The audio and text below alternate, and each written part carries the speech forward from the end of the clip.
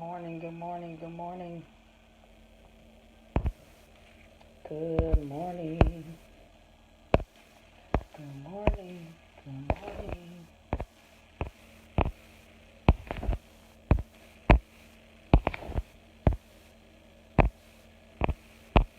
Good morning, good morning, good morning. Come on in. Come on in. Hey, good morning, Miss Echoes. How are you? Good morning, Christina. Good morning. Can you ladies hear me okay? Good morning, Mark Young. How are you? Hey, babe. Jermaine Johnson. I'm good. Your name is not Jules. Take that off. Take that off. Good morning, good morning, good morning. Please invite and share. Chantrell, good morning. I'm going to invite some more people, guys. Hold on. Good morning, good morning, good morning. Invite and share. Please invite and share. Is that why? Oh my God. Good morning, Kathleen. Good morning. Good morning, Monica. How are you? Miss Trina, how are you? Good morning, love. Hey, Felicia, the eye care evangelist. Good morning. I was just sharing with her what I'm about to share with you all. Good morning, Paulette. Wakila, good morning. Good morning. All right, so I got to get Nyla on the bus in about 20 minutes, but wanted to come on really quick. Good morning, Dia. Wanted to come on really quickly and share what the Lord showed me this morning. Good morning, Christina. I was in the middle of kind of trying to wake up, and it was almost like an open vision. It wasn't a dream because I was almost woke. Good morning, Juanita. I was almost woke, and it was more like an open vision. And what God showed me was a plane driving down a residential street. Okay. And so there's this 747 driving down a residential street. And I said, God, that doesn't make sense. Why would a plane be driving down a residential street? Now, I see this plane, and this plane is like hitting houses, is hitting, good morning, LaShawn, good morning, Juanita. This plane is hitting houses and power lines, is hitting cars. A 747 can't drive down a residential street. And so I said, God, what does this mean? Because this doesn't make sense. And he said, I know, it doesn't make sense. Good morning, Brenda. And that is that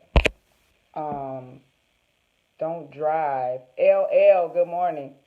Don't be driving in your season when God is causing you to fly. God is calling you to fly. He's calling you to soar. And a lot of people are still trying to drive. Hillary, good morning. Shirley, good morning. Good morning, LaShawn. And so I said, God, this doesn't make sense. A plane, a 747, a big plane, like not the commuter plane, like a full Delta Airlines plane, driving down a residential street. And he said, yeah, don't drive in the season that God has called you to fly. And you have to know what season it is. And a lot of people are scared. There are people who won't get on a plane. They've never been on a plane. Like if you can't drive to the next state or city, good morning, Kim. Good morning, Robin. They won't go. They won't go. Well, guess what? If God calls you to an assignment in China, you can't drive from the States to China. Maybe you can, but it's easier for you to get on a plane. For example, if I go to Atlanta from Detroit, Atlanta is probably 10 hours. If I do 90 to 100, I can get there in 8, maybe. Brienne, good morning. I'm sorry. But if I get on a plane from Detroit, I can get to Atlanta in like an hour and a half. So, literally, what God showed me is the things that would have taken you 8 months, 6 months, a year, 2 years, that He's causing it to happen, and He's causing it to happen quickly. But if in your mind you're still trying to drive when it's time to fly, you'll start destroying stuff around you. So this plane is coming down the street. And as this plane comes down the street, y'all know the wings of a plane are like huge. So the wings are like hitting the power lines, it's knocking out houses. The 747 is all over the road, and it's messing up cars because cars are parked on this street. Good morning, Temple. Good morning, Katrina. And literally, God said it doesn't make sense to try and drive when I've called you to fly. So some people are thinking at like street level. You're thinking at like driving level. Like even the word is different when you think about it. They don't say you drive a plane. Technically, you do drive a plane for takeoff and for landing. There's somebody steering the plane. But at some point, you fly a plane. You don't drive a plane. And so, Tanisha Stevens Taylor, good morning. Literally, God was showing me like this plane just going down a residential street. And I said, God, this doesn't make sense. And He said, you're right. It doesn't make sense. So you're going to have to elevate your mind. You're going to have to elevate your thinking. You are going to have to elevate the people you are around. You cannot hang around people who are always confessing, I'm broke, I never have enough, we can't go because I don't have it and I don't see it, and you trying to book a cruise for next year and they already telling you, nope, I can't go because it's $1,000 and I just don't see how I'm going to get $1,000 in a year. Like, why do we limit God on what He can do in 2019 and we're not even there yet? And so we're trying to book a cruise and people are already saying, I can't go, it's not in my budget. It's not in your budget today. It's not in your budget today to get the book published. It's not in your budget today to get the stage play done. It's not in your budget today to get the film that you've been wanting to do. It's not in your budget today to start the church that you want. But can you start a small group in your house? Can you start where you are? Can you start where you are? And when you elevate your thinking and when you start to ask God for higher things, listen, I was on the phone with Felicia this morning, and I'm just going to tell it. We just talked about how we're not asking God for gas money in this season. Gas money? Gas money, y'all. Like, gas money. Like, there are people who go week to week and don't know how they're going to get gas money. And this is not condemnation. This is teaching I had to learn, and the wisdom actually came from my husband, and my husband used to tell me, you know how much it costs for you to get to work every week. You know how much you spend in gas every week. Go get a gas card. Put that amount of money on a gas card. You're not using that card for nothing else but gas. There is no reason why you shouldn't have gas money to get to work. We're not praying for God for houses and cars. We're not praying for houses and cars in this season, y'all. That's the stuff that just comes when, somebody just walk up to you and give you the keys because you're on your assignment doing what you're supposed to do, and God just says, here, I'm just throwing in a house. I'm just throwing in a car. Like, we're not praying for cars and houses in this season because guess what? If you keep your credit straight, if you keep your credit straight, you can go get a house. You don't need to pray about that.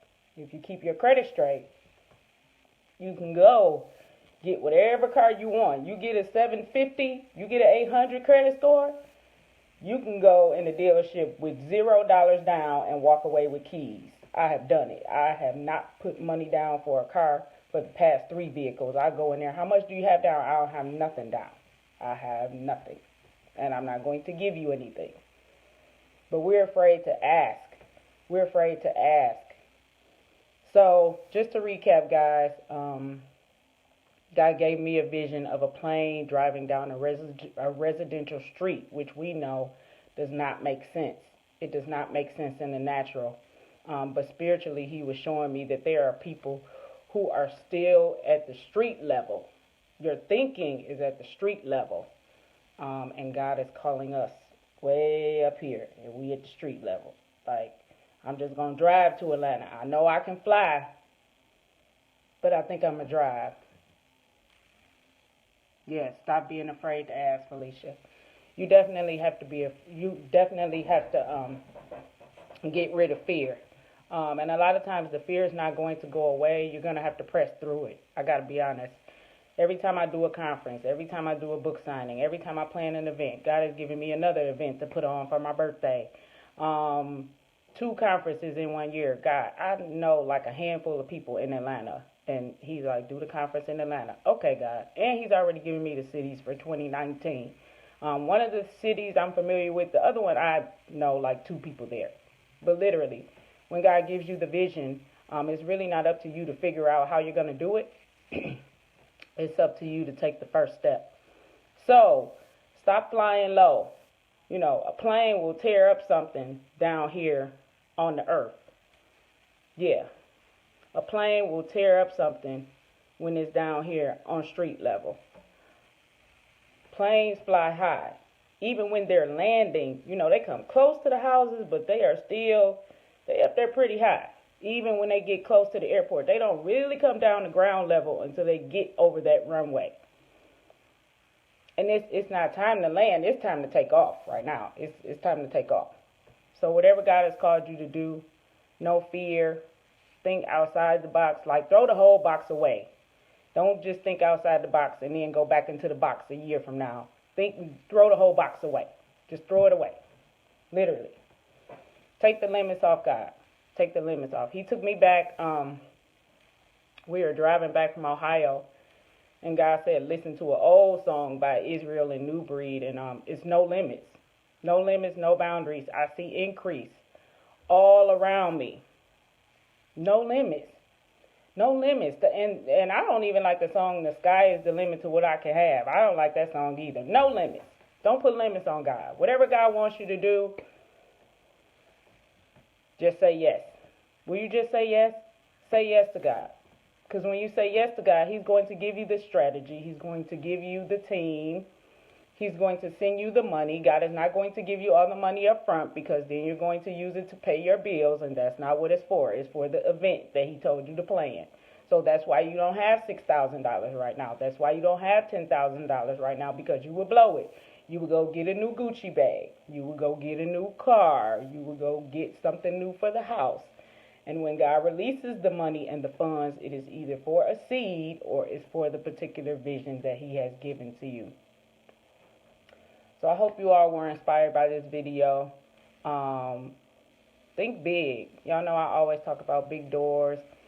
Bishop Corletta Vine has taken me a step further. She said, you're past doors. You're at gates. You're at like bronze gates. So you need to start saying big gates and open gates. So we talk about open gates and open doors and big doors. And God is opening big doors for us.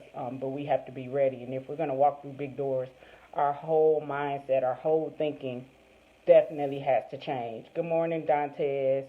Whole mindset has to change. You can't stay at ground level when the assignments that God is giving you are way up here. They're way up here. You know, he like, I need you to come up higher. I need you to come up higher. I need you to get in my word. Remember the promises that I have for you. You know, repeat it. Read it over and over again until it gets in your spirit. Because you're at ground level. You're on the street. And so, yeah, you could drive to Atlanta. But I would much rather fly to Atlanta. Because from Detroit, it's about 10 hours. Now, on a plane, I can get there in an hour and a half. And so my prayer is that the things that God has given you, that he would do quickly.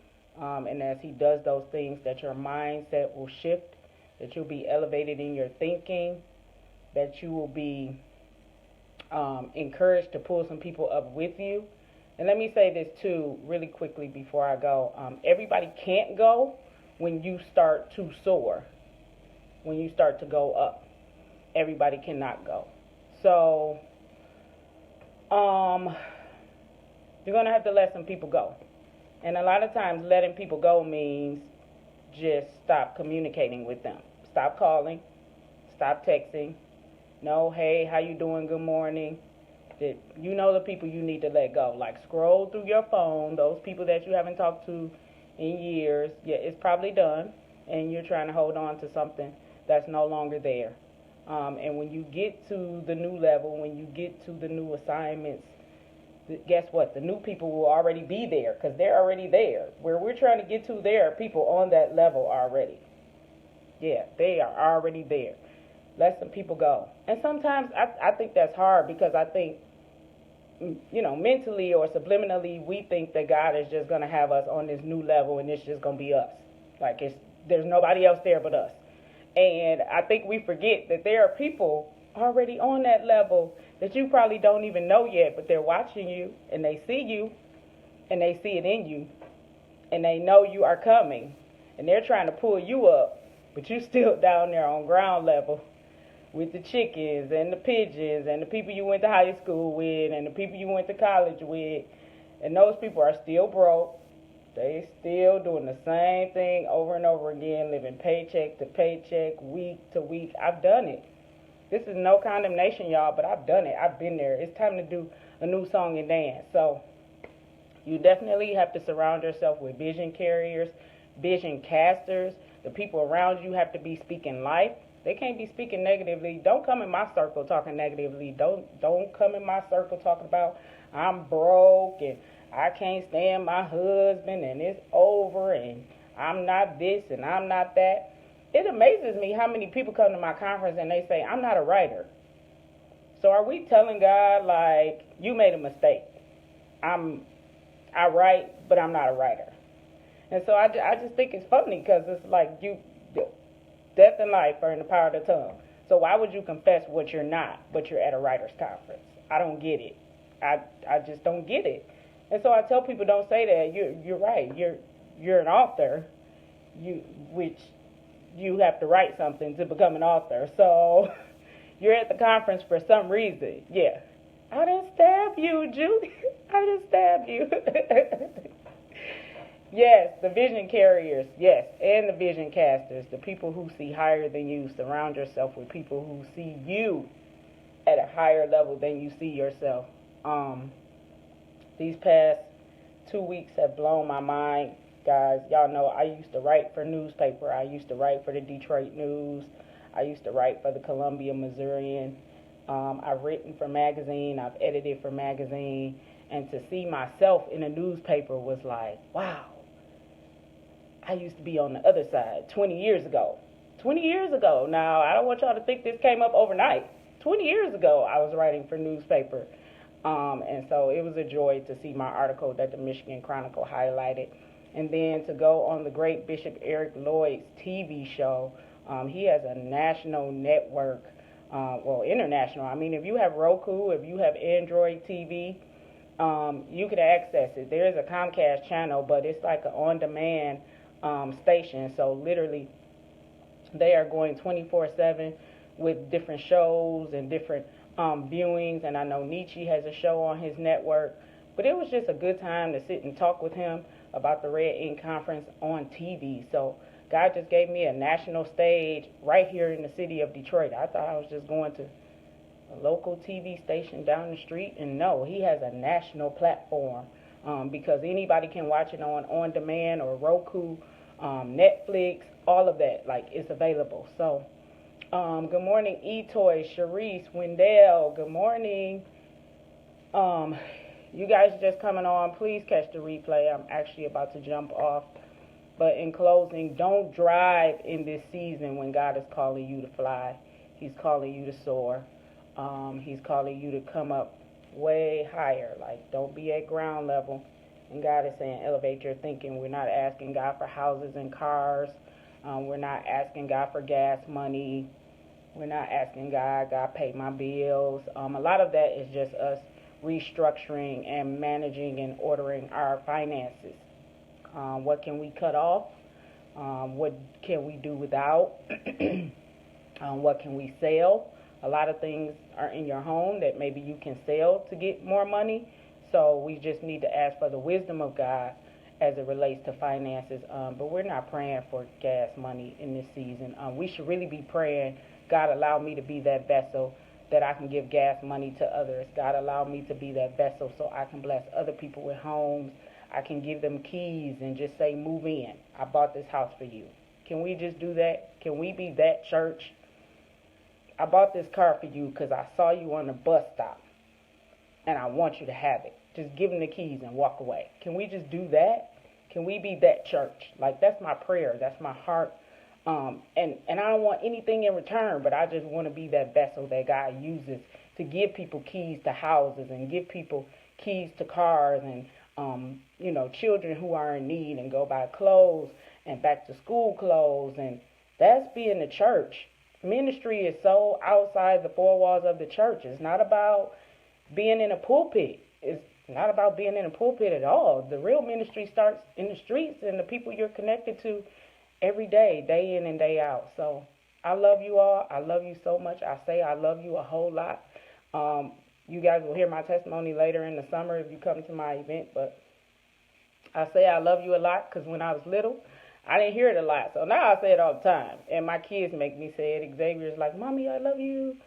Nyla might say it if I say it to her, but she ain't saying it just to be saying it. But I say I love you to a lot of people because I think a lot of us have not heard it. So call somebody, text somebody. Thank you, LL. Call somebody, text somebody. Tell them that you love them. You're praying for them. You want to see them win. You see the greatness in them. So that's a challenge. Just text somebody. Call somebody this morning. I know it's still early. Text and call somebody. I see you. I see you and I want to see you win. I love you and I'm praying for you. I pray God's greatness over your life. You never know how that's going to change the whole trajectory of somebody's day because it's 7 a.m., but somebody has already woken up on the wrong side of the bed.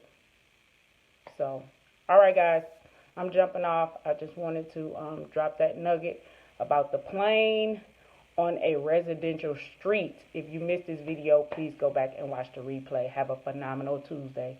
Love you all.